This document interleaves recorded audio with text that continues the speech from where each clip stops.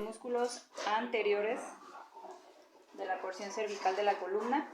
Primero está el esternocleidomastoideo, que su origen está en el esternón y en la clavícula, y su inserción está en la apófisis mastoide del hueso temporal.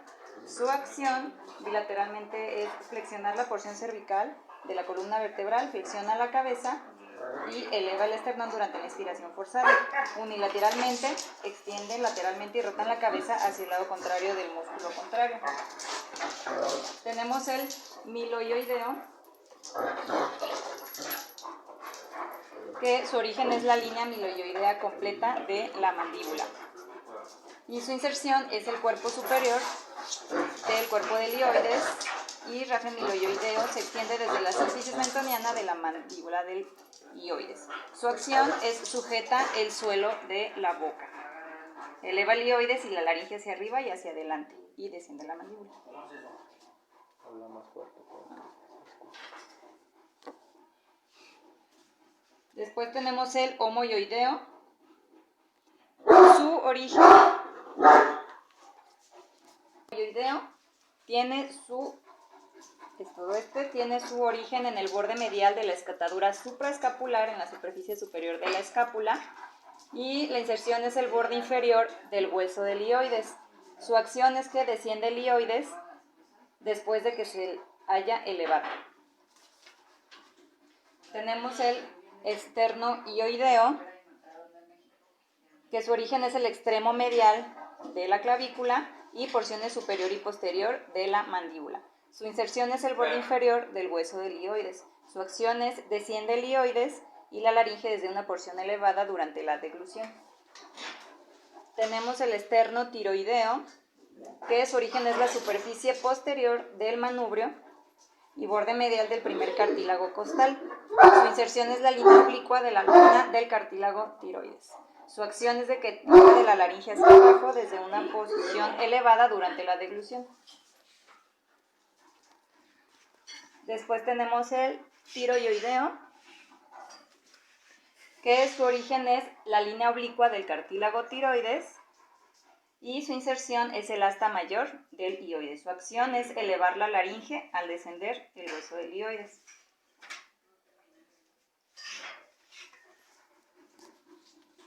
Tenemos los escalenos. Primero tenemos el escaleno anterior, que su origen es la apófisis transversa de las vértebras C3 a C6, y su inserción es el tubérculo escaleno de la primera costilla. Su acción es elevar la primera costilla e inclina el cuello hacia el mismo lado. El escaleno medio tenemos su origen en las apófisis transversas del atlas a C6, y su inserción va a estar en la cara superior de la primera costilla. Su acción es eleva la primera costilla e inclina el cuello hacia el mismo lado. Tenemos el escaleno posterior, que su origen va a ser en las apófisis transversas de C4 a C6. Su inserción va a ser la cara externa de la segunda costilla, y su acción va a ser elevar la primera y la segunda costillas e inclinar el cuello hacia el mismo lado. Dentro de los músculos posteriores tenemos el oblicuo mayor de la cabeza, que su origen va a ser la apófisis espinosa del axis, y su inserción la hipófisis transversa del atlas. Su acción va a ser la rotación de la cabeza en relación al atlas y al axis. Tenemos el oblicuo menor de la cabeza, que su origen va a ser la apófisis transversa del atlas, y su inserción va a ser la línea nucal inferior del occipital. Su acción es extender y flexionar la cabeza hacia el mismo lado de la ubicación del músculo. Tenemos el largo de la cabeza, que su origen va a ser apófisis transversas de las vértebras C3 a C6, y su inserción va a ser la porción basal de su apófisis transversa de las vértebras C3 a C6, y su inserción va a ser la porción basal del hueso occipital. Su acción es que flexiona la cabeza. tenemos el largo del cuello,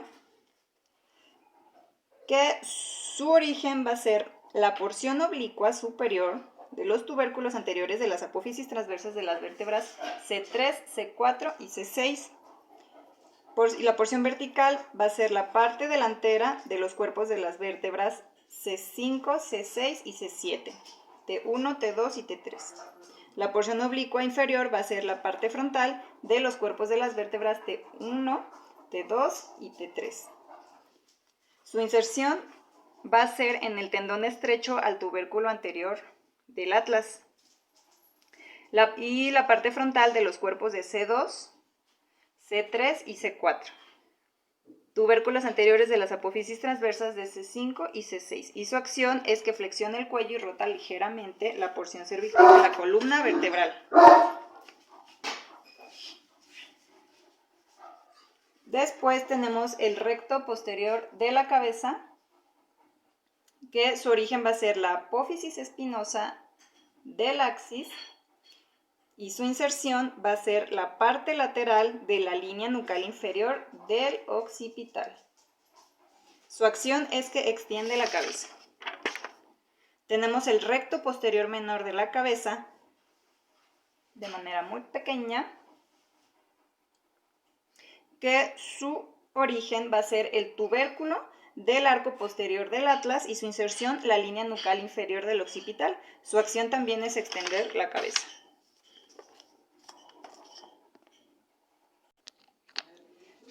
A lo largo de la parte posterior de la columna cervical y dorsal vamos a tener varios músculos, como el longuísimo del cuello. Este va a tener su origen en las apófisis transversas de las vértebras T1 a T5. Su inserción va a ser las apófisis transversas de las vértebras C2 a C6. Su acción es que dobla la columna vertebral hacia atrás y lateralmente.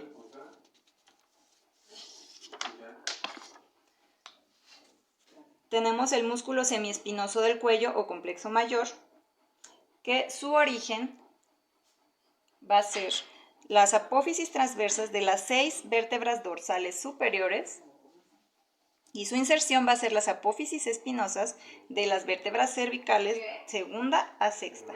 Su acción va a ser extiende la columna vertebral y la gira hacia el lado opuesto.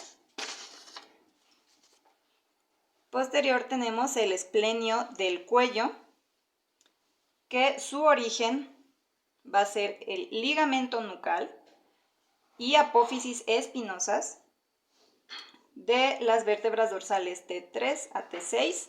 Su inserción va a ser los tubérculos posteriores de las apófisis transversas de las 2 y 3 vértebras cervicales superiores. Su acción es extiende la cabeza y el cuello y gira la cabeza hacia el mismo lado.